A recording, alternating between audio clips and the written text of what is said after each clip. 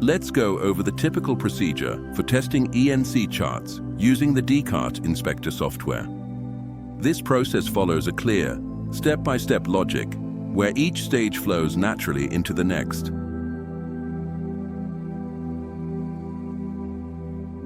We begin with step 1, loading the chart. The first thing we do is load the ENC into the program. If there are update files, for example, ER files, we can load them at the same time. At this stage, the software automatically checks whether the files are readable and correctly formatted.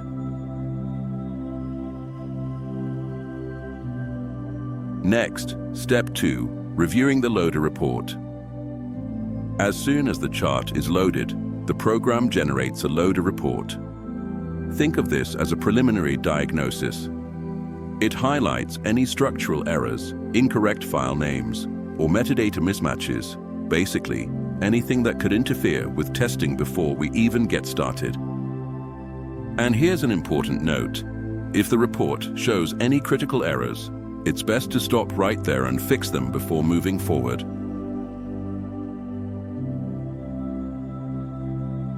Step 3, manually applying updates if needed. Sometimes the updates don't apply automatically. When that happens, the operator can apply them manually. This step is especially important if we want to test the most current version of the chart, with all the latest changes already included.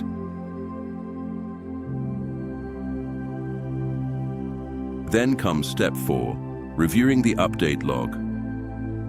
Once the updates are applied, we take a look at the update log. This log will show whether there were any issues during the integration. It also flags smaller, non-critical problems, ones that didn't block the update, but might affect the analysis later on. Step 5, running the automated tests. Now we let the software do its work. It runs automatic checks based on the S58 specification. The system goes through all the objects, all the attributes, and their relationships, looking for anything that might break the standard or create display issues.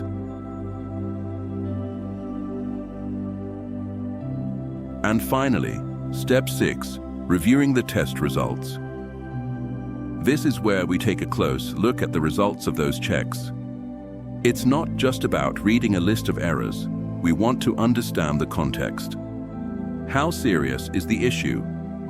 Where exactly is it? What object does it relate to? And what's the best way to fix it? This entire sequence forms a repeatable cycle, one that we go through for every ENC. It not only helps us catch errors early, but also improves the overall quality of the data, reducing the risk of problems later on, when the chart is already in use on an ECDIS system